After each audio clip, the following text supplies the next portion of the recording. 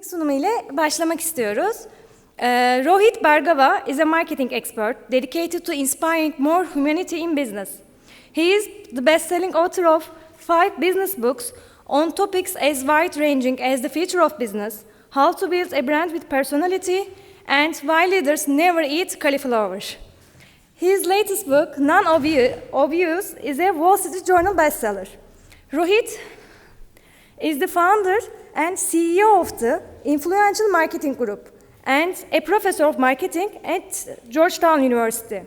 He has spent the past 15 years advising large brands on marketing strategy through executive roles at 2 of the largest global marketing agencies in the world, Ogilvy and Leo Burnett. Rohit's thinking has been featured on NPR, Fast Company, the New York Times, and the Harvard Business Review. His presentations has been viewed on SlotShare more than 1.4 million times, and his personal influential marketing blog has been named one of the top 255 marketing blogs in the world by Ad Age magazine. Rohit is a 2-time TED speaker and has been invited to deliver non-boring keynote presentations at events in 227 countries around the world. Today, he will share how to predict the future and win with content marketing in 2018. Rohit Bhargava.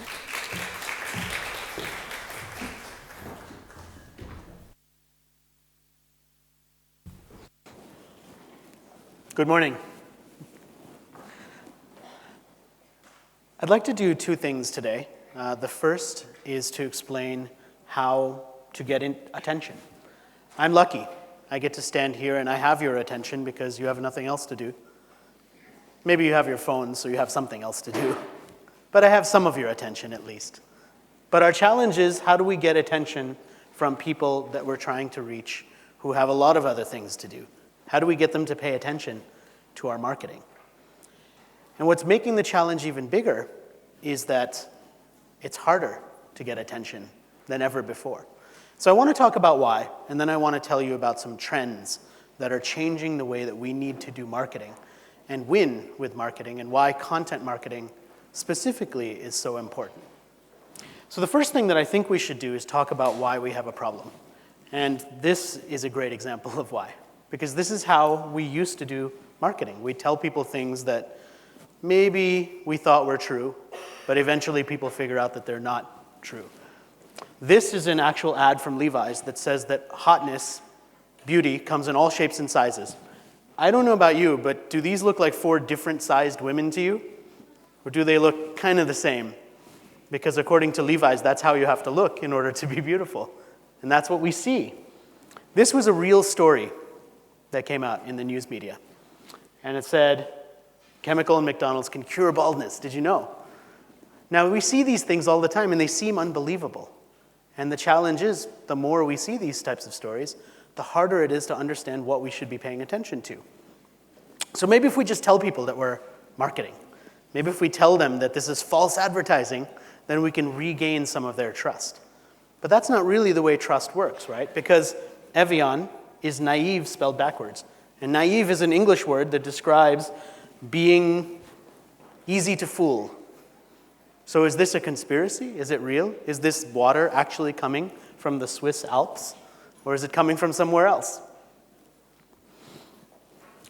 This is a screenshot of a video that was 8 seconds long that was titled very simply, "Squirrel Dodges Lamborghini." And it was a squirrel running underneath the car as the car went around a track, going very, very fast, and the squirrel survives. And it was the #1 video for 2 weeks. Is your content marketing as good as a squirrel dodging a Lamborghini? Because that's the competition. That's what somebody's watching right before they see whatever it is that you put together, whatever it is that you write, whatever it is that you shoot. So that's what we need to compete against. That's the attention that we have to be able to grab. And the challenge is that it's harder than ever before because we have a problem. And the problem is something that I call the believability crisis. And the believability crisis says that it's harder to be trusted because people are skeptical. People don't believe the first thing that they hear. They don't trust it. So we have to do better. We have to find a different way. So what if there was a secret? What if there was a way to figure out what people are going to believe? A way to be more trustworthy? Well, I believe there is. And I believe the way to do that is by understanding the present through trends. Now, I spend a lot of time thinking about trends. I spend a lot of time doing research around trends. And one of the things that I've learned is that the pattern for trends, the way to understand trends, is by observing what's going on right now. So I want to tell you a little bit about how that works. And the first thing I'll tell you is the definition of what I call a trend. A trend is a curated observation of the accelerating present. So a lot of times when people think about trends, they think that it is a prediction of something that hasn't happened yet. It's like guessing about the future. But actually, I think trends are based on what's happening right now that will happen more often, that will happen more frequently, that will change our behavior. So that's what I look for when it comes to trends. And I don't believe in this idea, this phrase that many people have called trend spotting. I think instead, what we have to do is something called trend curation. And curation is a very important word because it's what museum people do to decide what to show you and what not to show you. A museum doesn't take 1,000 paintings and put them up all on the wall. They choose the best ones, they tell a story, and then they show you. And that's what we have to do because there's so much information. The only way for us to figure out what to pay attention to is by curating for ourselves. So how do we teach ourselves the skill to be able to do that? How do we teach ourselves trend curation? Well, I could tell you about the way that I do trend curation, but if I only did that, it would be a little like how they used to teach children in England in the 1920s how to swim, which is like this. And you can imagine how well these boys actually swam after learning how to swim like that. It's not very effective. You have to see it for yourself. You have to try it for yourself. So let's talk about what trend curation looks like. How does it work? How does it actually look? These are the steps behind trend curation. Gathering ideas together, finding different pieces of ideas in lots of different places, whether it's magazine articles or books or conferences like this one. Then putting the pieces together, then naming them and having a way of describing them, elevating them into bigger ideas, and then eventually proving that these ideas are real. So I want to show you some pictures of what this looks like for me. So every year, I begin this process of finding stories, finding interesting things. And it involves ripping stories out of magazines and printing things out and taking notes. This is how I read books. I use little colored tabs to save interesting ideas in the books that I read. This is how I take notes. And I always have a little notebook with me that looks a little bit like my passport, but it's actually just a small little notebook, so I can always handwrite things in there. I go to lots of events like this one, and I speak to people who are at the events to learn from them and learn from other speakers. And then I start to put the ideas together, and this is what the process looks like for putting ideas that are related to one another together. So instead of just giving you these static images, though, I thought I'd take you through what a trend process looks like for me. So I did for the first time this year, after 8 years of doing trend research, I did a time-lapse video. And I want to show you that video, and hopefully it plays, and I'll tell you about what's happening in the video as we look through it. So here I'm taking many different stories that are related to one another, and I'm finding a theme for those stories. Then I write down the theme for each one of these stories and put those together. And I find a combination between all of those themes that relates. So each one of these themes goes into a single trend. So they all come together into a single trend, and then I start to describe the trend and I name it. So in this case, the name of the trend was called truthing. And the truthing trend is then put into an outline, and then the outline goes into the book, which turns into a chapter in the book. So in a very quick video where I was just sort of doing this while my wife was holding the video over my shoulder, you can see what this process looks like. And one thing that you might be thinking is, well, have I heard of the internet? I mean, this seems pretty handwritten, right? And I save a lot of ideas on my phone, and I use a lot of different things online. But when it comes to physically putting things out, I prefer to be able to have them to hold because I can move things around and I can start to see relationships. And so that's the process that comes into the trend report. And every year, there's a new version of this report. So every year, there's a new book. This year, it's the 2018 book, and there's 15 trends each year. There's multiple translated versions of the book as well in different countries with regional trends for each one of those countries. And then there's ratings for all of the past trends because for 8 years, 15 trends every year, there's more than 100 trends now. So the natural question to wonder is, are any of these trends correct? Did they ever come true? Were they useful? And so every year there's a new rating based on conversations with companies, organizations that are using the trends, other researchers who are looking at the trends to see whether they actually turned out, whether they made sense, whether they were useful.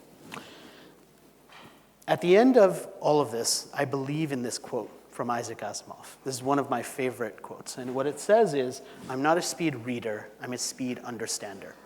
And I think if you can be a speed understander, you can start to see the connections between different stories. And you can start to spot patterns, predict trends, and yes, even predict the future. So let's talk about some of these trends. Because I've given you a little bit of detail into how the process works and what I do, but I want to tell you about some of the trends. And the nice thing about having 15 trends is I can pick the ones that I think are most interesting or relevant for the topic that we're talking about today, which is content marketing and the importance of content. So let's talk about some of the trends that are important for content marketing. And the first one is something that I call lovable unperfection.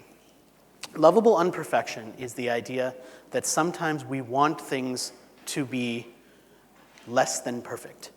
Sometimes we want things to be broken because it feels more real, it feels more authentic. And so here's a great example, 2 products that are not beautiful. They're the opposite of beautiful. In fact, when I lived in Australia, Ugg was the slang term that Australians use to describe something that's ugly. So the boots are named after the way that they're designed, which is to be ugly. But people love them because they're comfortable. And comfort is more important than looking good when you're cold. And so they work. Here's another great example. This is a real product that you can purchase online called the Hutzler 571 Banana Slicer, which does exactly what it sounds like. It slices your bananas for you. But what's interesting about this product, besides the fact that it's a #1 best-selling kitchen product, is that it has more than 5,000 reviews on Amazon. So you might be wondering, why does a product like this have so many reviews? Well, if you start reading some of them, you realize that people are having a little bit of fun. Does this work on Brazilian bananas better than ones from Italy? To which someone replies, can you be more precise? And they ask about which bananas you're speaking about. Somebody complains and gives it 2 stars saying, this banana slicer is not Wi-Fi capable. That's their complaint about it. The most helpful 5-star review about this product says, this banana slicer saved my marriage. And it goes on, and the lady who wrote it talks about how amazing this banana slicer has been. The most helpful 1-star review is from someone who's very angry, who says, this banana slicer does not work! Exclamation point, exclamation point, exclamation point, very angry. And the description says, all of my bananas curve the opposite direction. Clearly, people are having a bit of fun with this product. But the fun is selling the product, because people see it and they think it's so ridiculous that they want to get it as a gift for someone else. And I hope that they're distributed here in Turkey so you can get some for yourself. I should have brought some as gifts. I usually do. But it's fun, and it's unperfect. And so the lesson here, and for each one of these trends, I want to not only tell you the trend, but also give you a lesson behind it. And the lesson here is show your work. What happens at the end of every Jackie Chan movie, if you've ever seen the movies? Yeah, you see the outtakes, right? You see him doing a stunt and failing. You see him running into the wall and rubbing his arm because he ran into the wall, or being in the middle of the snow and being freezing cold.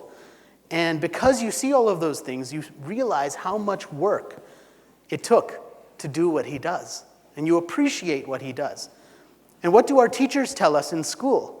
They tell us to show our work so they can see what we do. And then we get into the business world, which some of you are in and some of you are still students. But eventually when you get into that world, nobody wants to see the work. They just want to see the end thing, right? Or that's what we think. But actually, showing your work is a very powerful way to illustrate how much went into what you did. So don't forget to do that. Remember to show your work, because your work matters. And content marketing is a great way to show your work, isn't it? Because the more content we create, the more we show how the things that we do are done. And that inspires people to then believe us and to then trust us. Second trend is something we call human mode. Human mode is the idea that the more technology we have, the more we want real people. We want real interactions. There's a fascinating concept called the human library, which has been happening all over the world, where you can host an event where people can volunteer to have conversations about themselves. And you can check someone out, just like you would check a book out of a library. And the idea is you have a half-hour conversation with this person about their life, about being a refugee, for example, or about being deaf. And by doing that, you understand their life and their world in a way that you otherwise would not. So it's a way of approaching more humanity. This is a beautiful idea out of the UK called the slow checkout line. It's the opposite of the express line. For people who might need a little bit more time, patients of dementia, older people, people who just want to be a little bit more relaxed. Who would create a slow checkout line in a world where everything has to happen faster, right? Where we want everything to happen with technology? Well, think about the situations where a slow checkout line might be something beautifully empathetic, something that the world needs, something that makes some people much happier. Now, you wouldn't be happy if you were in a rush and you were behind them in line, but that's okay, because that's just one line, and it works for them. This is a chatbot out of Brazil that has done wonders for this e-commerce company because it's allowed them to have a more human connection with their customers. And this chatbot's taken off, and people love Luisa.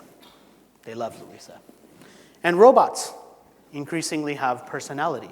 I was at the CES trade show in Las Vegas, and more robots were being built to have interaction capabilities.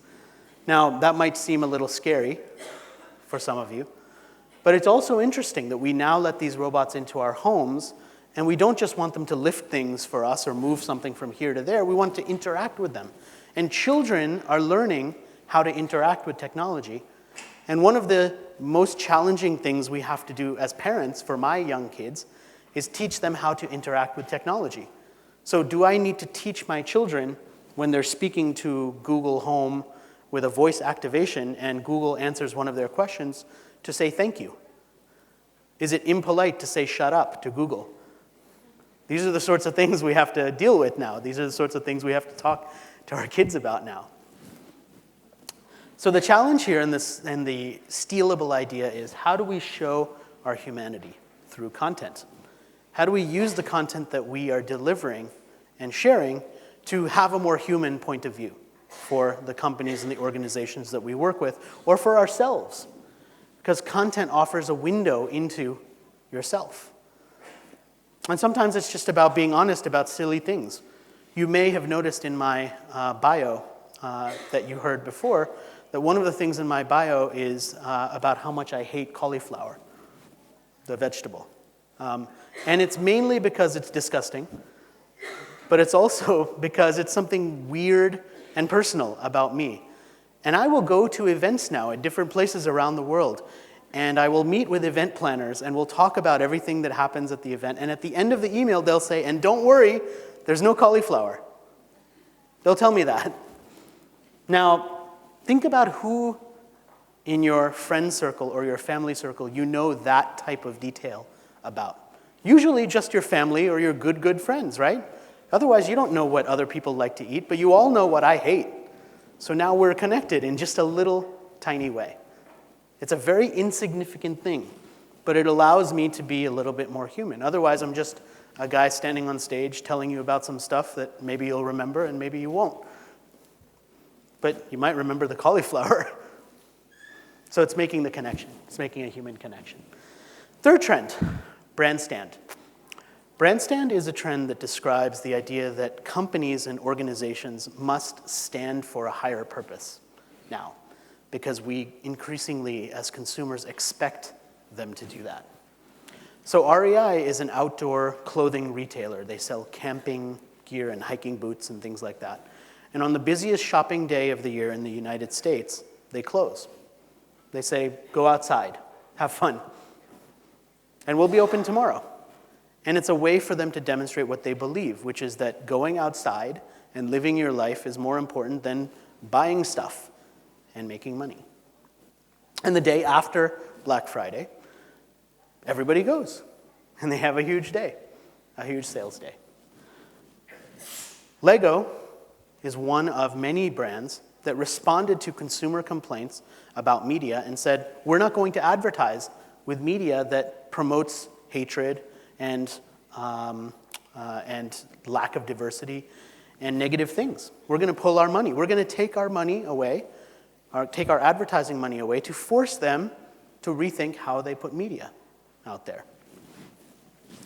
Hamdi Ulukaya is an amazing story in the US, right? He's an immigrant and he came over, and not only has he created a huge yogurt brand, at least in the US, but he's also hired many refugees. He's given them equity in the company. He's done things that most business owners wouldn't do, all because that's what he believes the right thing to do is.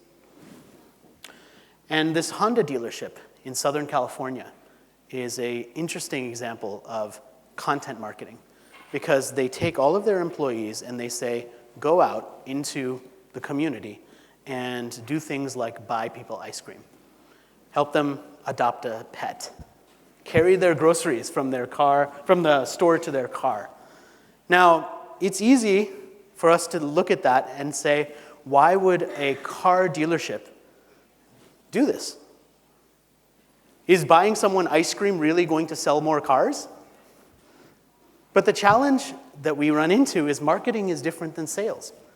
The goal of marketing for a dealership is not to sell cars. The salespeople sell the cars. The goal of marketing is to get people to come into the dealership. Because if no one walks into the dealership, the sales guys and the sales girls never have a chance to sell the car. So the goal of the marketing is to get more people to walk into the dealership.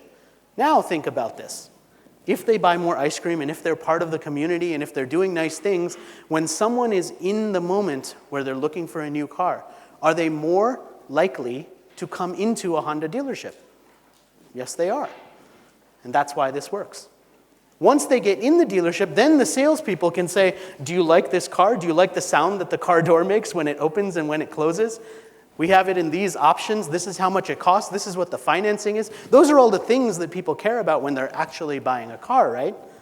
But to just get them to come into the dealership, maybe we just need more ice cream.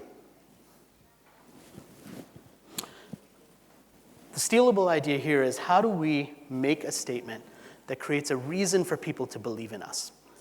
For years and years and years, Harley-Davidson motorcycles, all of their marketing was exactly the same.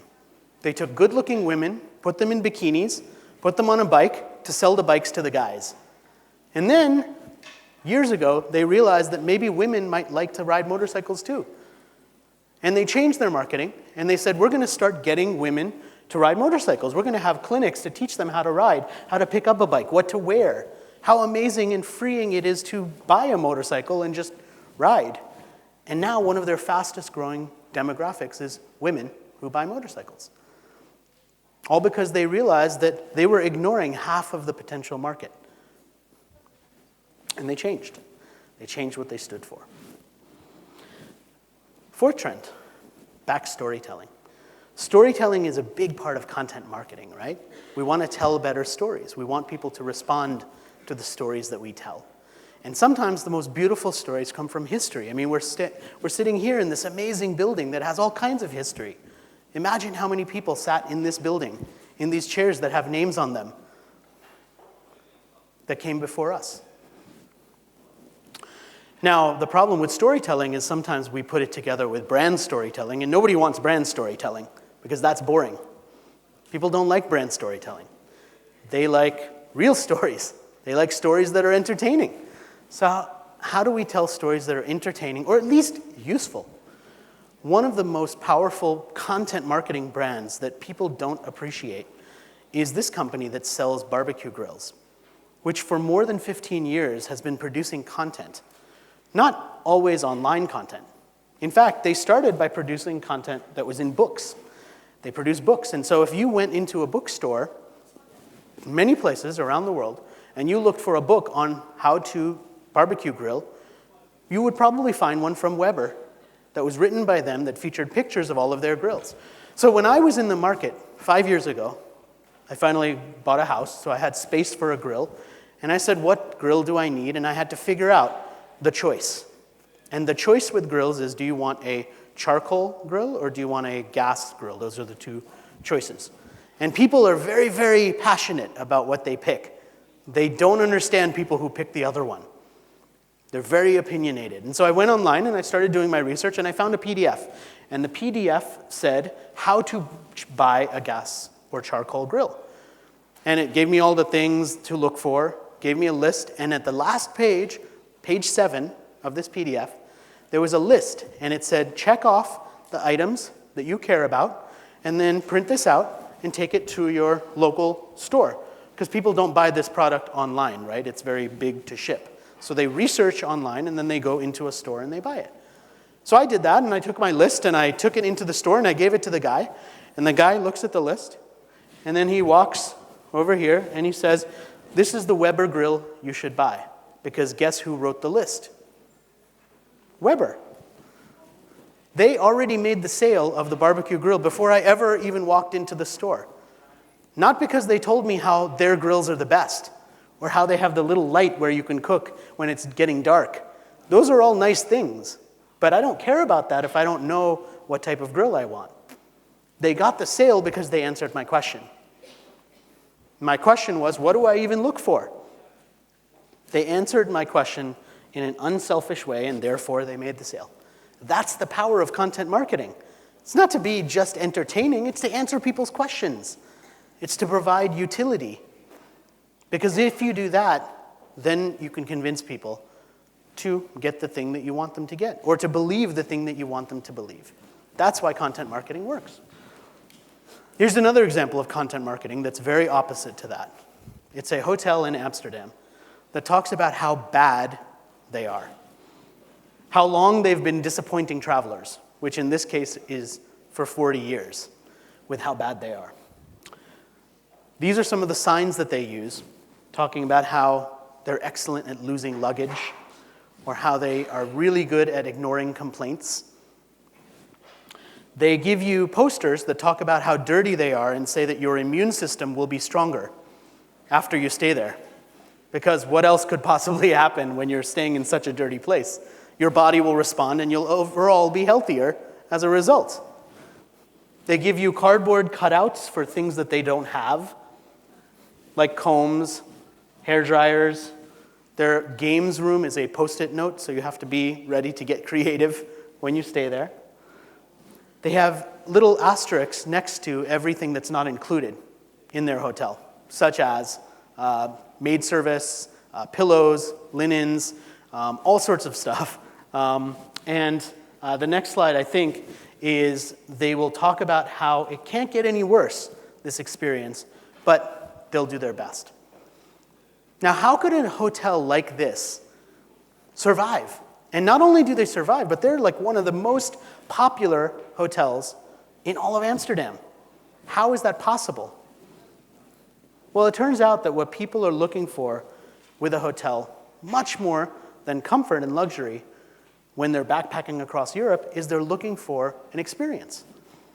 And what better experience than to talk about how you're in the world's worst hotel, the hotel that is so dirty that your immune system will have to get better, a hotel that cares so little about your complaints that they will have to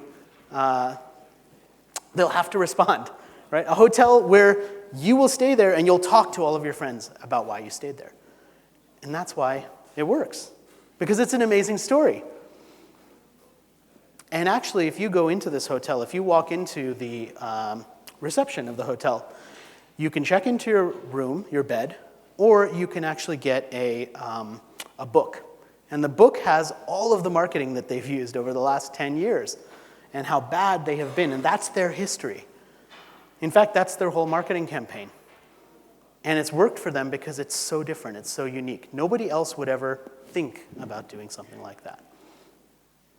That's the power of back storytelling. So the lesson behind this, do we have it back? Oh, great. So there's another hotel, actually, that they started in Portugal because it worked so well in Amsterdam. So they have a second one. So the lesson here is, how do we find the meaning behind these and then tell the story? And the meaning behind Hans Brinker budget hotels, we're going to talk about being the worst because nobody else would ever do that, right? And it works for us because it's so unique. Kikkoman is a soy sauce. And most of us don't necessarily think about soy sauce when we get a product like this, right? But they created a documentary. And their documentary has one of the most beautiful opening lines of any documentary about a brand. It shows animation from hundreds of years ago in Japan. And then they start and they say, this company was started by a woman in a time when women didn't start companies. And then it goes on and it talks about the history of soy sauce. And at the end of this documentary, you go from not caring at all about soy sauce to caring a little bit about soy sauce. And caring a little bit about soy sauce is all you need to be in the store and choose this one instead of another one, because they're all pretty much the same price. And sometimes you just need a little bit of a story to convince someone that this is the one that they should get. All right, the fifth trend is light speed learning. Light speed learning is our expectation that we should be able to learn anything faster. And when I was doing the research for this trend, I found a really interesting story, interesting and scary, of an 8-year-old who went onto YouTube and taught himself how to drive because he wanted to go out to a restaurant, to the drive-through window to get food. He was hungry. So within 10 minutes on YouTube, this kid taught himself how to drive, and then he took the car and he went. Now, if you have a kid, that's terrifying. But it's also a symbol of how we learn today. Why should I sit through this long, detailed, involved thing when I can just go onto the internet, find a quick video, and teach myself how to do anything? That's the expectation now. So with cooking, we can watch these quick videos, and we can quickly learn how to make something. We don't have to go to a long, detailed, boring class. We just watch this 30-second video, and it goes from nothing to chicken tacos. And we can get that. Fender is a brand that's realized this and created an entire platform to help people learn how to play guitar faster. Because they realized that there's a lot of people who want to play guitar, and a lot of people give up very quickly. And the way to get them to stick with it longer is to help them learn how to play their favorite songs. So that's what this whole platform is meant to try and do. Help them learn faster. Because that's what we want. We want to learn faster. There's technology that allows us to read faster, to try and learn how to be faster at consumption. And ultimately, the lesson here is, how do we repurpose some of the longer things that we have to help people learn what they need to learn? Google is doing exactly this when it comes to selling advertising. They've created an entire learning platform to teach people about marketing and advertising just so they can sell more advertising. That's the reason they have that entire platform. So, we talked about some trends. We talked a little bit about the process behind curating these trends. But what I want to leave you with is the mindset that this comes with, the idea of non-obvious thinking, which is something I believe in. Because I think the world needs more non-obvious thinking. And it needs it from you. Because you're the ones who are here. You're the ones who are hearing new, interesting things. And we have to bring those ideas to the other people in our friend circle, the other people in our companies, the other people around us. Because we are the innovators. We're the ones who try things first. So I hope you take that as a part of your personality.